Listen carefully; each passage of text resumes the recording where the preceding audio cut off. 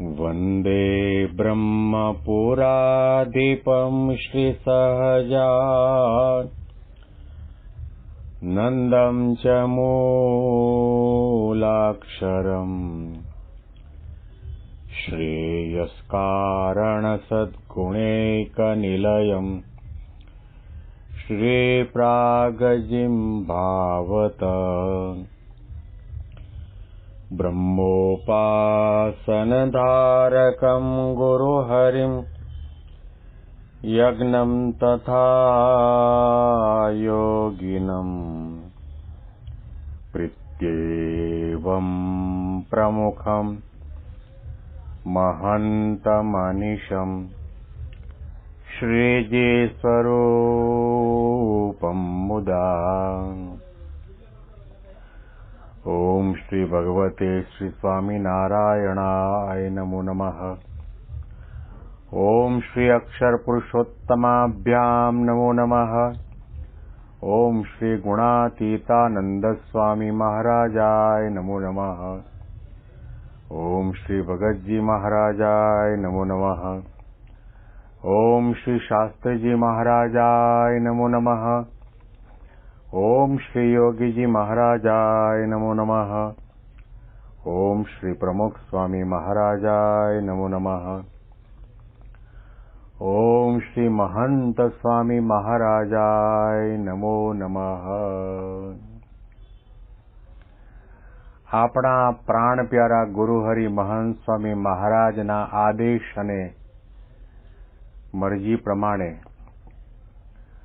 અમદાવાદમાં ચાલતા મધ્યસ્થ કાર્યાલય તરફથી દુનિયાભરના તમામ સત્સંગ મંડળોને આદેશ આપવામાં આવ્યો છે કે આ 3 કીર્તનો ઉપર અલગ અલગ વક્તા 40 મિનિટ માટે પારાયણનો લાભ આપે। વૈરાગ્યમૂર્તિ નિષ્કુળાનંદ સ્વામી દ્વારા રચાયેલું કીર્તન ભાગ્ય જાગ્યા રે આજ જાણવા થયા કોટી કલ્યાણ આ પદ ઉપર પારાયણ કરવાની આજ્ઞા કરી છે। ત્યાર પછી જાડેશ્વરના નટવરલાલ શુક્લ દ્વારા રચાયેલું કીર્તન જેમાં પ્રાપ્તિ અને મહિમાનું પદ છે મને પ્રગટ મળ્યા પુરુષોત્તમ આજ આનંદ અંતર છાઈ રહ્યો આ પદ ઉપર પણ પારાયણ કરવા માટેનો આદેશ આપવામાં આવ્યો છે।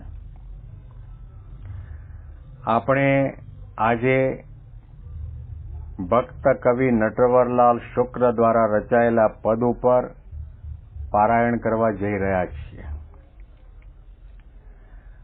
પારાયણ એટલા માટે કરવાની છે કે વક્તાને અને શ્રોતાને સમજણની દ્રઢતા થાય, નિષ્ઠાની દ્રઢતા થાય, પ્રાપ્તિનો મહિમા સમજાય, નિયમ ધર્મની દ્રઢતા થાય, આજ્ઞા ઉપાસનાની દ્રઢતા થાય, ઉત્તમ પ્રકારનું ભક્તપણું આવે, સંત અને ભગવંતની અંદર પ્રીતિ અને આત્મબુદ્ધિ થાય અને તેઓ આપણને કેવા બનાવવા માગે છે એનો વિચાર અને એની અંતરદ્રષ્ટિ આપણને આવે એટલા માટે આપણને આદેશ આપવામાં આવ્યો છે। આજે આપણે આ પદ ઉપર પારાયણ કરવા જઈ રહ્યા છીએ। મને પ્રગટ મળ્યા પુરુષોત્તમ આજ આનંદ અંતર છાઈ રહ્યો ઓ મને પ્રગટ મળ્યા પુરુષોત્તમ આજ આનંદ અંતર છાઈ રહ્યો મારા સર્વ જન્મના સરિયા કાજ આનંદ અંતર છાઈ રહ્યો। ઘણી વખત આપણે નંદ સંતોના કીર્તનો ગાતા હોઈએ છીએ, સાંભળતા પણ હોઈએ છીએ। એમાં આપણને ઘણી વખત જોવા જઈએ તો શબ્દનો આનંદ આવે છે, શબ્દની ચમત્કૃતિનો આનંદ આવે છે, એના કંઠનો આનંદ આવે છે, સૂર અને વાજિંત્રનો આનંદ આવે છે, પરંતુ શબ્દોની ભીતરમાં ભગવાન પુરુષોત્તમ નારાયણનો મહિમા છે, પ્રાપ્તિનો કેપ છે, અલમસ્તાઈ છે, સિદ્ધાંત અને રહસ્ય રહેલા છે, એ તરફ આપણી દ્રષ્ટિ જતી હોતી નથી. એને સમજવા માટે ચોક્કસ અને ચોક્કસ શબ્દની ભીતરમાં જવાની જરૂર છે. મને પ્રગટ મળ્યા પુરુષોત્તમ આજ. સીધા સાદા શબ્દોમાં સૌ કોઈને સમજાય એવી ભાષામાં આ પંક્તિ છે. મને પ્રગટ ભગવાન પુરુષોત્તમ નારાયણ મળ્યા છે, એટલા માટે મારા અંતરમાં આનંદના ઉભરા આવે છે. આ ગાઈએ, આ પદ સાંભળીએ, આના ઉપર પારાયણ કરીએ, પારાયણ પણ સાંભળીએ, તેમ છતાં પણ જો આપણા અંતરની અંદર અશાંતિ હોય, ઉદ્વેગ હોય, ઉપાધિ હોય, મૂંઝવણ હોય, હતાશા અને નિરાશા હોય, તો સમજવું કે આપણે જેના નામની કંઠી પહેરી છે, જેનો કપાળમાં તિલક ચાંદલો કર્યો છે, જબાન દ્વારા જે નામનું આપણે ઉચ્ચારણ કરીએ છીએ, જેના આપણે દર્શન કરીએ છીએ, જેને આપણે થાળ કરીએ છીએ, જેની આપણે આરતી કરીએ છીએ, જેને આપણે દંડવત પ્રણામ કરીએ છીએ, એવા ભગવાન પુરુષોત્તમ નારાયણ આપણને મળ્યા, એના અનુસંધાનમાં આપણને ક્યારેય પણ વિચાર નથી આવતો. જ્યાં સુધી મહિમા ન વિચારીએ, એ તાત્વિક રીતે આપણને નિષ્ઠાની દ્રઢતા ન થાય, ત્યાં સુધી આપણને ભગવાન મળ્યાનો આનંદ આવતો નથી. આપણને કોણ મળ્યું છે? પુરુષોત્તમ શબ્દનો પ્રયોગ અહીંયા આગળ કર્યો છે. જીવ, ઈશ્વર, માયા, બ્રહ્મ અને પરબ્રહ્મ. શાસ્ત્રોમાં પુરુષોત્તમ કયા, પરબ્રહ્મ કયા, પરમાત્મા કયા, નારાયણ કયા, સર્વાવતારી કયા, ભગવાન કયા, એવા ભગવાન પરબ્રહ્મ પુરુષોત્તમ નારાયણ કવિ નટવરલાલ શુક્લ એ બ્રહ્મસ્વરૂપ શાસ્ત્રીજી મહારાજના શિષ્ય, અને તેઓ દ્રઢપણે માનતા હતા કે મને સહજાનંદ સ્વામી મહારાજ આ ગુણાતીત સંત બ્રહ્મસ્વરૂપ શાસ્ત્રીજી મહારાજ દ્વારા પ્રગટ અને પ્રત્યક્ષ મળ્યા છે. કારણ કે શાસ્ત્રોમાં લખાયું છે અને શ્રીજી મહારાજે વચનામૃતમાં પણ કહ્યું કે ભગવાન 8 પ્રકારની મૂર્તિમાં રહ્યા છે, એવી જ રીતે 9માં ગુણાતીત સંતમાં પણ અખંડ નિવાસ કરીને રહે છે.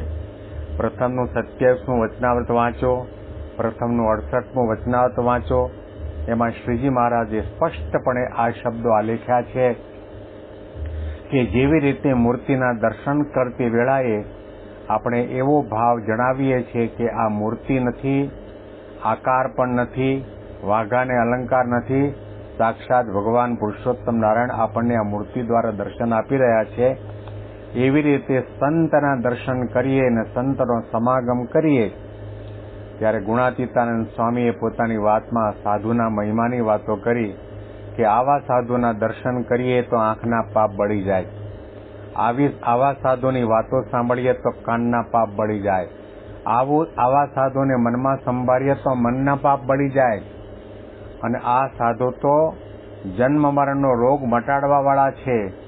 જીવનો જીવભાવ ટાળીને બ્રહ્મભાવની ભૂમિકા સુધી પહોંચાડીને ભગવાનના અક્ષરધામ સુધી પહોંચાડનાર એવા આ સંત છે. સંત એ ભગવાનનું ફરતું ફરતું પ્રગટ અને પ્રત્યક્ષ સ્વરૂપ છે. પુરુષોત્તમ નારાયણ આપણને મળ્યા છે, અને એનો જો આનંદ આપણને ન આવે તો સમજી લેવું કે આપણા મહિમામાં કાચપ છે.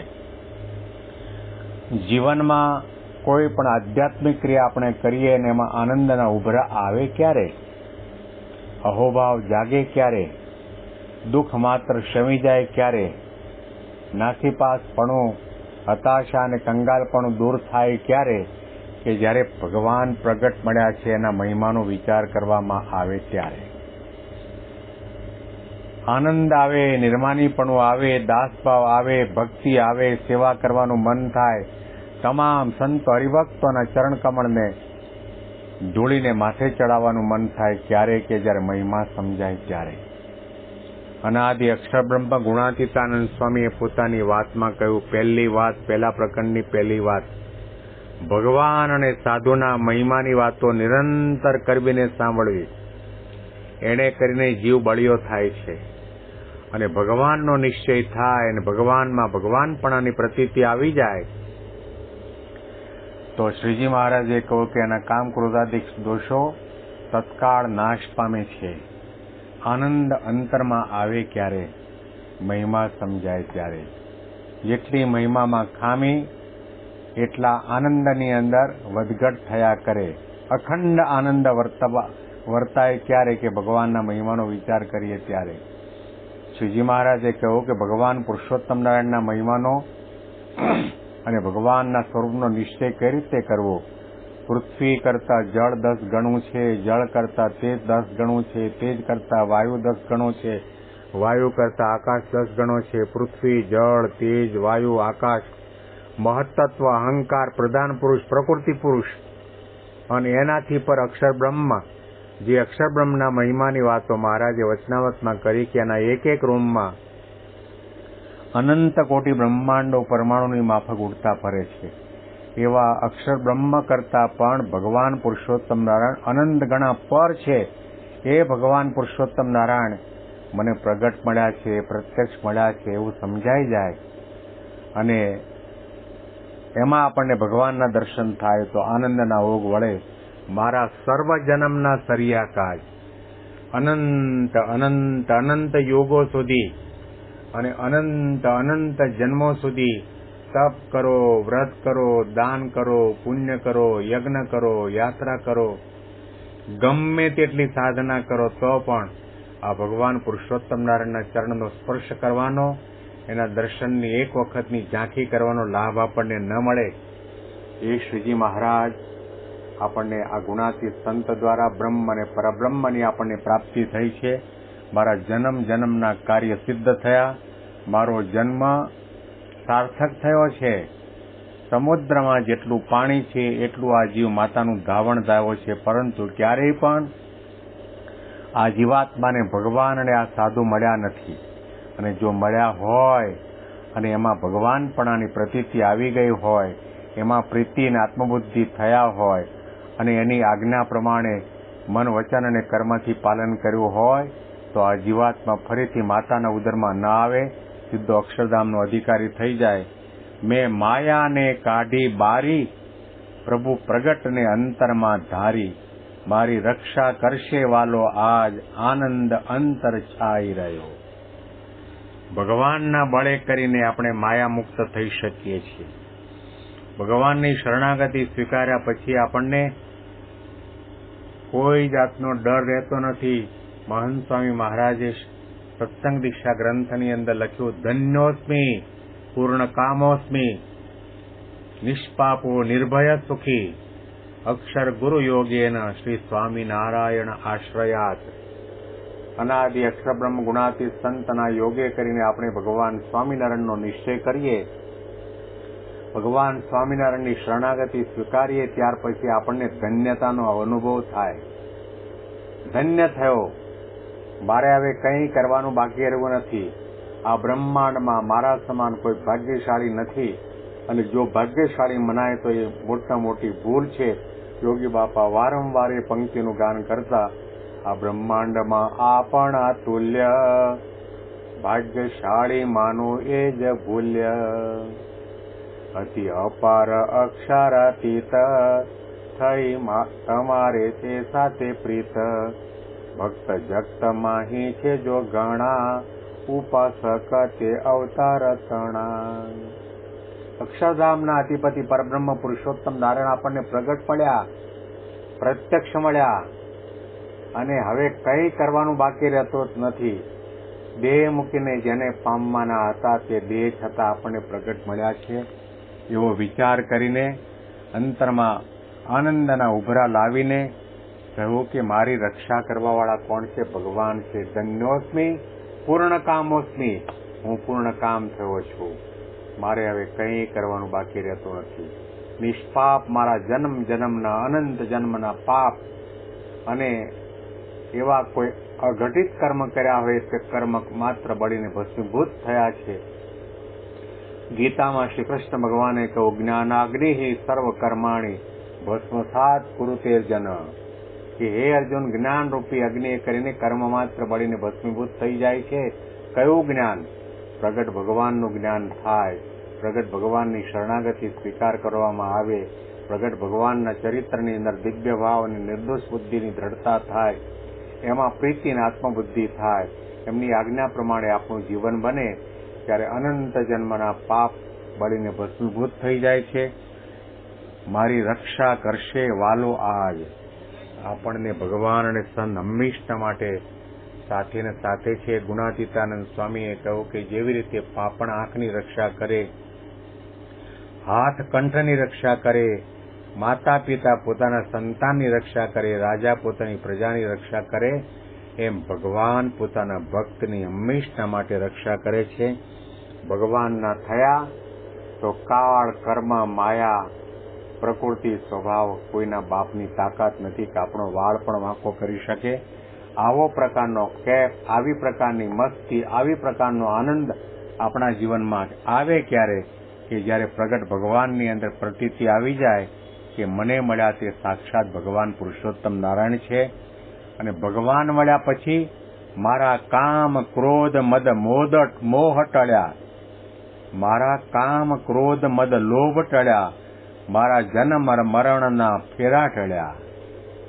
જન્મ મરણના ફેરામાંથી મુક્ત કરી શકવાની શક્તિ ને સામર્થ્ય, ઈશ્વર પ્રતાપ આ બ્રહ્માંડોની અંદર કોઈની પાસે હોય તો બ્રહ્મ અને પરબ્રહ્મની પાસે છે, અક્ષર અને પુરુષોત્તમની પાસે છે.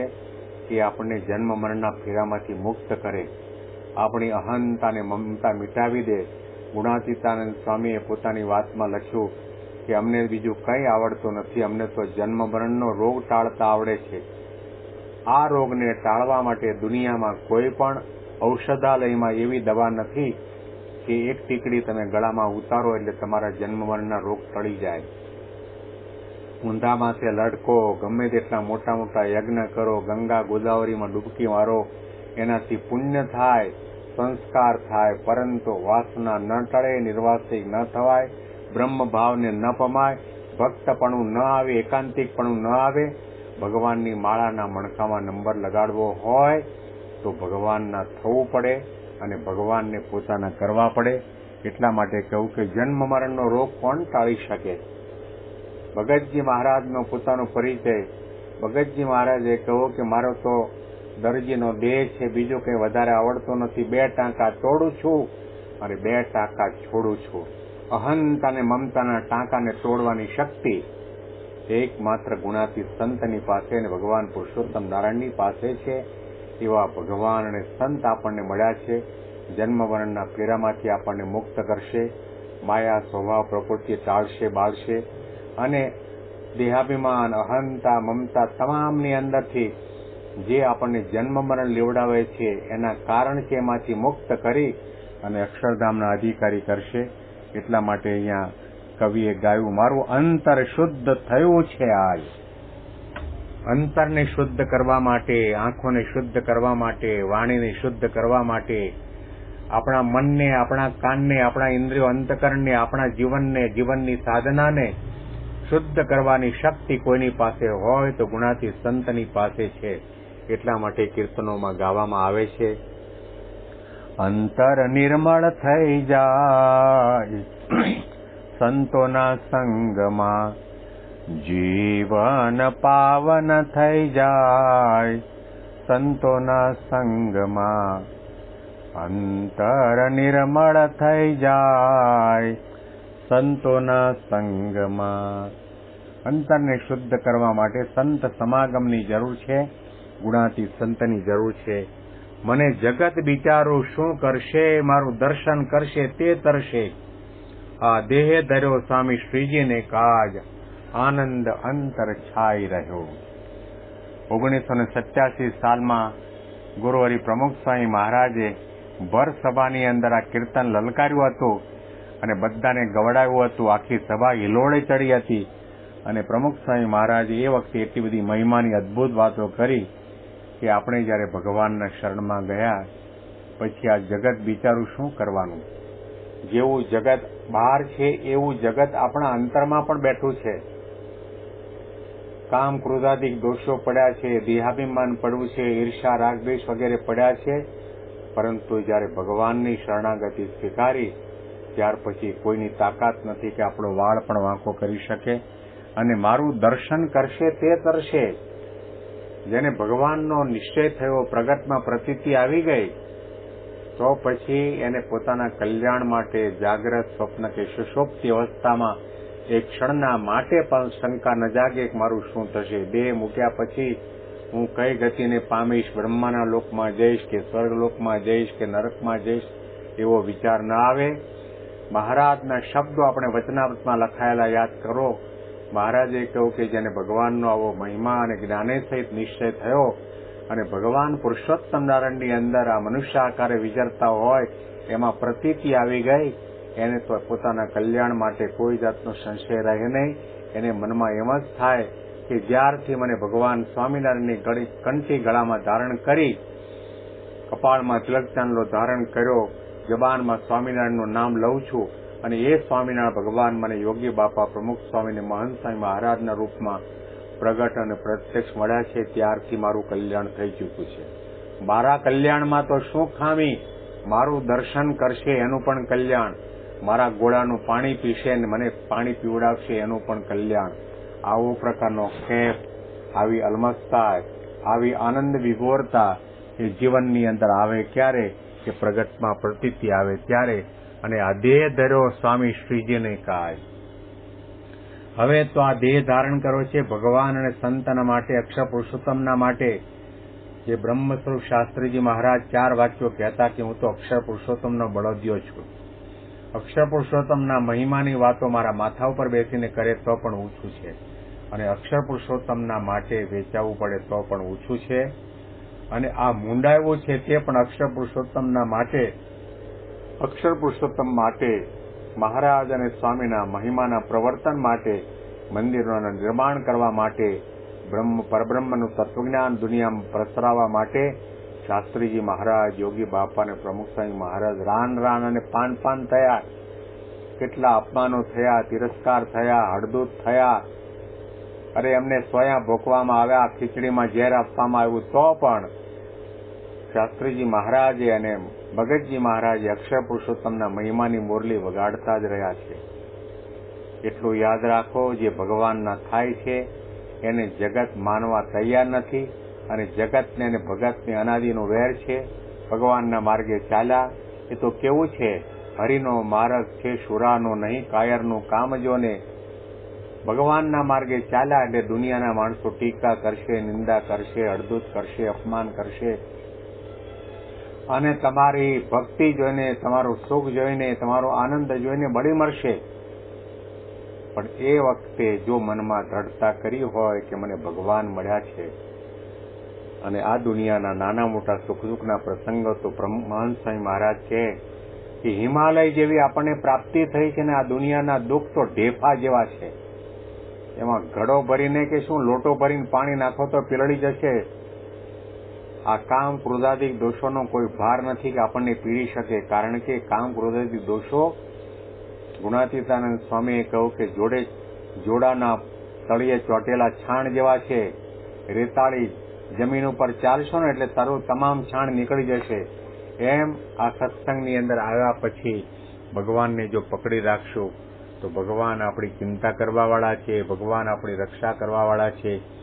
સર્વ ધર્માન પરિત્યજ્ય મામ એકમ શરણમ વ્રજ અહમ ત્વામ સર્વ પાપેભ્યો મોક્ષયિષ્યામિ મા શુચ. એવી જ રીતે ભગવાને ગીતામાં બીજો શ્લોક લખ્યો, અનન્યશ્ચિંતયંતો માં વે જના પર્યુપાસતે તેષામ નિત્યાપી યુક્તાનામ યોગક્ષેમમ વહામ્યમ. જે ભગવાન કહે છે કે જે મારી અનન્ય ભાવે ભક્તિની ઉપાસના કરે છે એના યોગ અને ક્ષેમનું હું વહન કરું છું. એટલે જગતનો ડર રાખવાનો નહીં. જગત તો ગમે ત્યારે ગમે તેમ બોલે, એની ચિંતા કરવાની નહીં. જેની નજર ભગવાન સામું છે, ભગવાનને રાજી કરવા છે, આ દેહે ભગવાનનું ભજન ભક્તિ કરવી છે, આજ્ઞા પાડવી છે, એવો દ્રઢાવ જેને કર્યો છે એને કોઈ દિવસ લોકની નિંદાથી ડરે નહીં, લોકલાજ આડી આવે નહીં.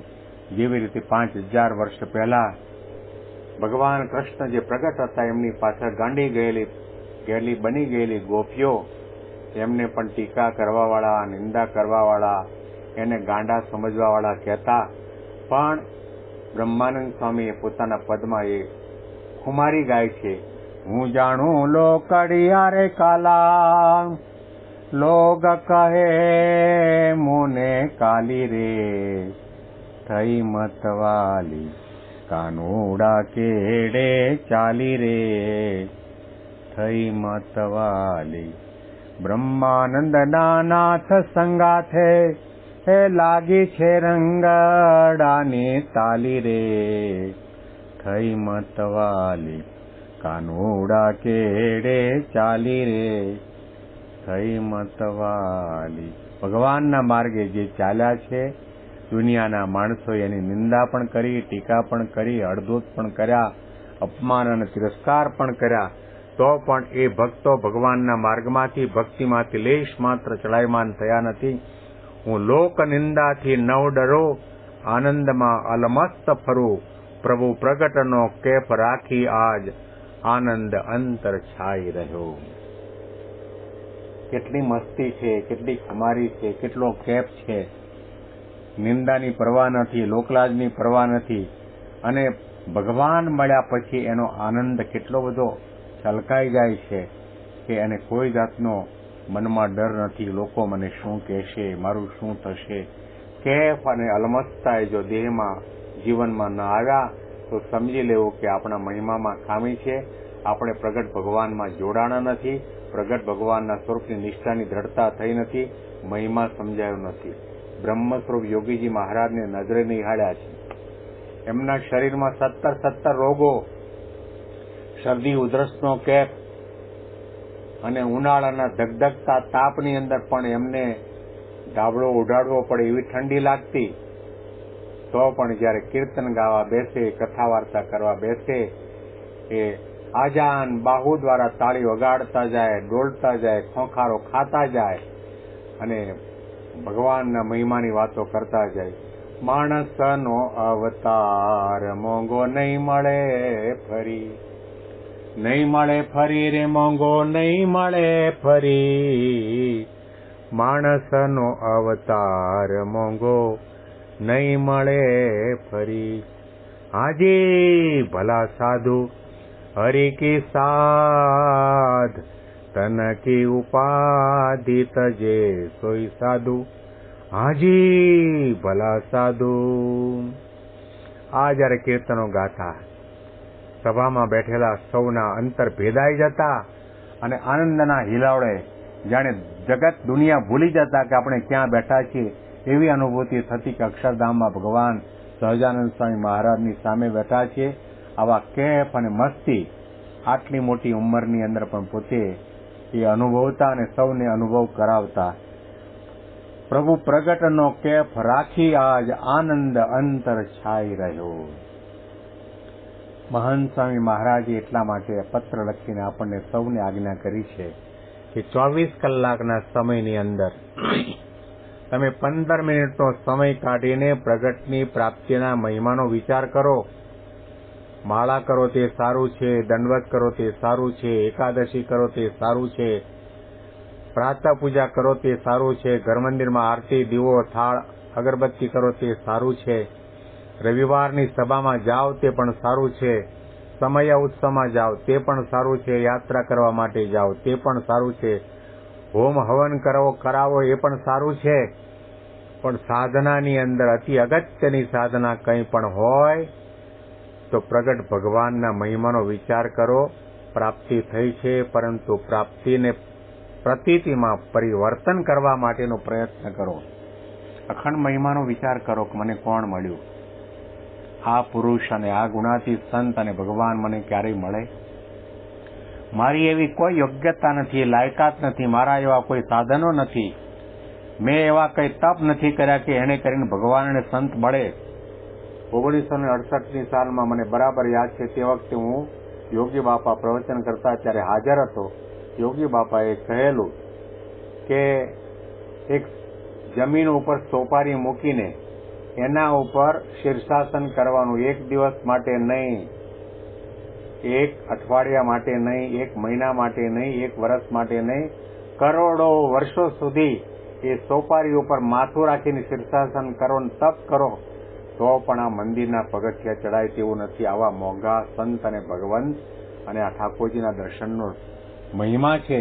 એવી પ્રકારે અદભુત મહિમાની વાત કરેલી.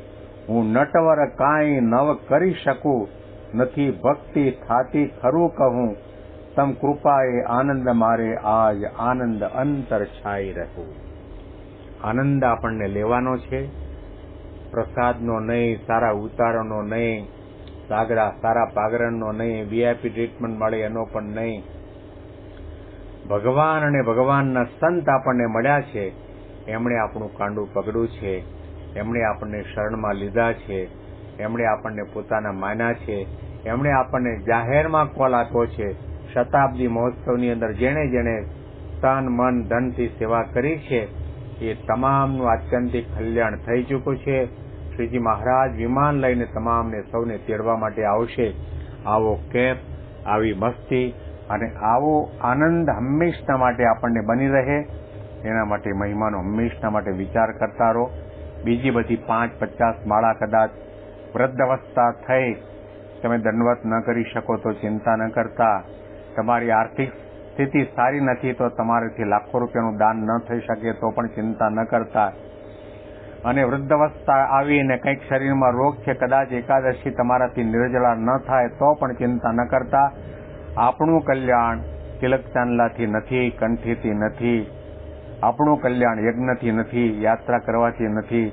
આપણું કલ્યાણ માત્ર ને માત્ર પ્રગટ ભગવાનમાં પ્રતીતિ આવે, એમાં દિવ્ય બુદ્ધિ થાય, નિર્દોષ બુદ્ધિ થાય અને એમની કોઈ પણ ક્રિયામાં એક ક્ષણના માટે પણ જાગ્રત સ્વપ્ન સુષુપ્તિ અવસ્થામાં શંકા કુશંકા ન થાય અને આપણને અહોભાવ રહ્યા કરે કે જે કંઈ કરે છે રુચિરમ રુચિરમ મધુરમ મધુરમ અનંત જીવોના કલ્યાણના માટે કૃપા કરીને આપણા જેવા થયા છે અને આ બધા આપણા જેવા ભાવો અંગીકાર કર્યા કારણ કે આપણને એમનામાં હેત થાય. આવી પ્રકારની નિષ્ઠા અને દ્રઢતા અને પ્રીતિના આત્મબુદ્ધિ આપણે આ કીર્તન સાંભળ્યા પછી ગુરુ હરિ મહંત સ્વામી મહારાજના પ્રત્યે કરવાની છે. મહારાજને, સ્વામીને, ગુણાતીત ગુરુ પરંપરાને પ્રાર્થના કરીએ કે આવો કેફ અલમસ્તા હંમેશના માટે આપણા જીવનની અંદર બની રહે એવી બુદ્ધિ, શક્તિ, બળ, જ્ઞાન, સમજણ આપણા સૌનામાં આવે એવી શ્રીજી મહારાજ અને ગુણાતીત ગુરુ પરંપરાના ચરણ કમળમાં પ્રાર્થના કરીએ છીએ. અહીંયા આગળ આ પદની સમાપ્તિ કરીને આપણે આ પારાયણની પૂર્ણાહુતિ કરીએ છીએ. તમામ સંતો હરિભક્તોને મારા સાષ્ટાંગ પ્રણામ. જય સ્વામિનારાયણ.